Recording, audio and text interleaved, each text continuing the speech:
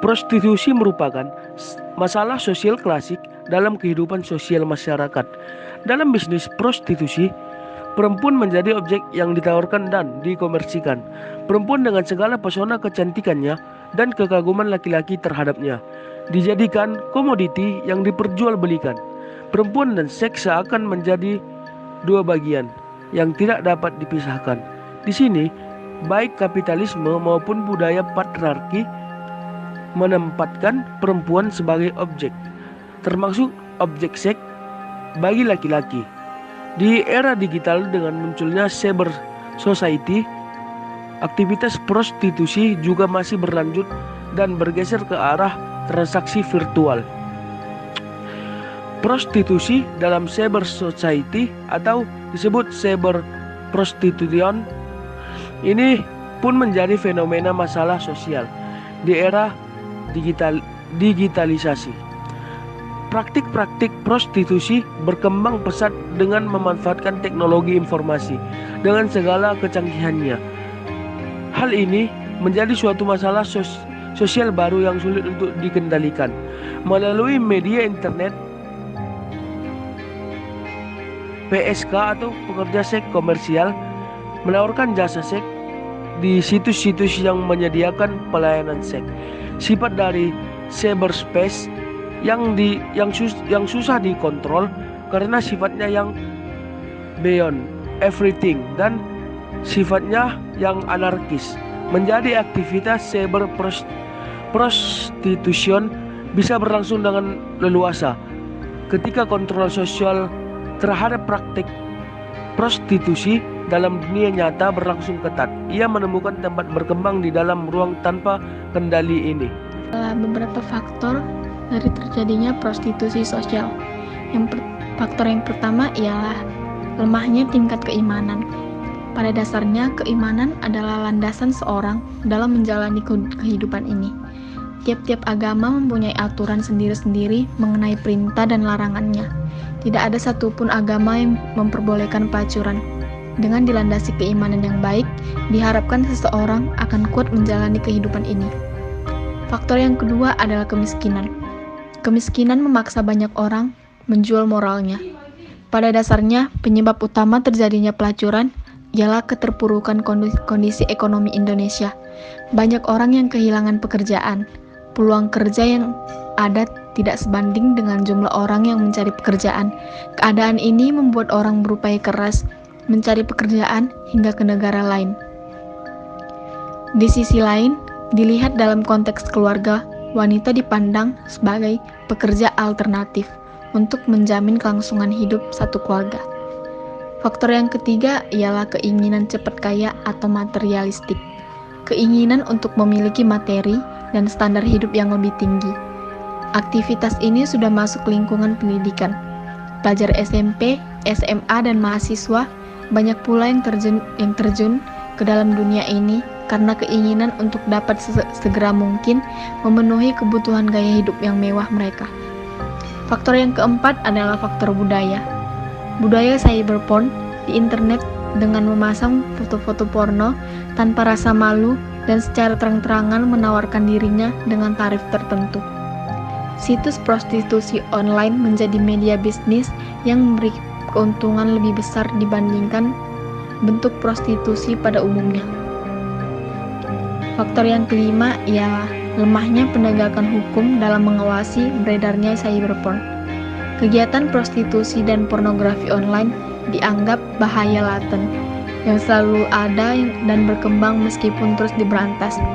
Untuk itu, dituntut ketegasan aparat penegak hukum dalam memberikan shock terapi pada pembuat situs porno. Dari sekian banyak faktor seseorang terjun dalam dunia prostitusi, penulis berpendapat bahwa faktor ekonomi ini sering dijadikan alasan yang utama. Bagaimanapun juga, faktor dan akibat dari prostitusi ini, yang pasti pekerjaan sebagai pelakunya tidak akan mendapatkan tempat yang terhormat di masyarakat, apalagi di sisi Tuhan. Adapun cara mencegah prostitusi online di usia remaja yaitu yang pertama, berikan kasih sayang sebanyak mungkin kepada anak. Hal yang paling dibutuhkan anak dari orang tuanya adalah kasih sayang. Itulah kebutuhan utama yang harus orang tua penuhi pada anak.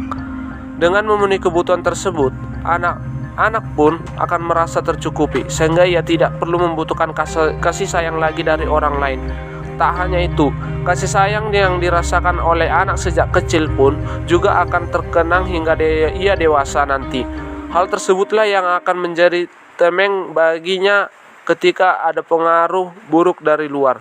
Bertolak belakang, jika ia merasa kasih sayang dari orang tuanya yang tidak cukup, maka ia biasanya akan mencari perlindungan dari orang lain. Bisa dari orang yang tepat, namun tak jarang juga anak justru terjerumus pada rayuan orang yang tidak bertanggung jawab. Jauhkan pengaruh pornografi dari anak. Salah satu penyebab utama dari kasus prostitusi anak adalah dampak pornografi. Anak yang sudah terpapar oleh pornografi rata-rata memiliki tingkat libido yang lebih tinggi. Pasalnya, ia memiliki imajinasi yang liar daripada anak pada umumnya. Jika salah menanggapinya, bisa saja ia terjerumus pada kasus prostitusi. Maka dari itu, awasilah terus anak mama. Yang ketiga yaitu perilaku hedonisme pada anak. Tak dapat dibungkiri, dengan kemudahan teknologi dan tuntutan sosial, anak-anak masa kini jauh lebih konsumtif dari anak-anak terdahulu.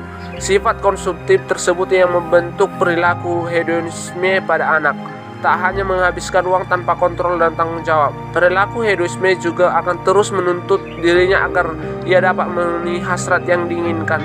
Jika sudah begini, ia terus bergantung pada uang. Tolak ukur kebahagiaannya hanyalah sebatas uang yang ia miliki. Jika sudah begini, jalan pintas seperti prostitusilah yang menjadi pilihan lain untuk ia tempuh. Yang keempat, memberi pendidikan. Cara lain mencegah anak terjerumus pada prostitusi adalah dengan memupuknya dengan pendidikan.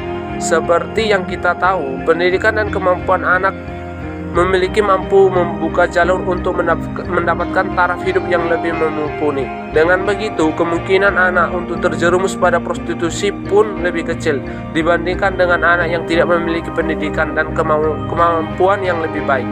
Maka dari itu, pupuklah anak dengan pendidikan dan kemampuan yang ia minati sebagai bekal masa depannya nanti. Perdalam ilmu agama. Pasalnya, setiap agama pasti mengajarkan hal-hal yang baik pada umatnya. Maka dari itu, melalui agama pula lah dapat mencegah anak untuk terjerumus pada lembah prostitusi. Nasihat sehari-hari dapat orang tua ambil dari berbagai kutipan ayat, juga dapat menjadi pedoman bagi anak agar tidak melakukan hal-hal negatif.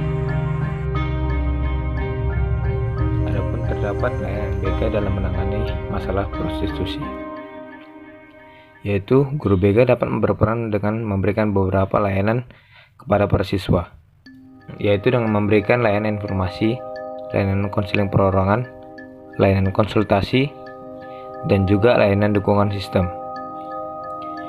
Guru BK juga dapat mengadakan sosialisasi tentang dampak-dampak internet pada remaja. Wujudnya bisa berupa seminar parenting, sosialisasi di kelas atau luar jam pelajaran, atau sosialisasi pada saat pertemuan guru dan orang tua murid.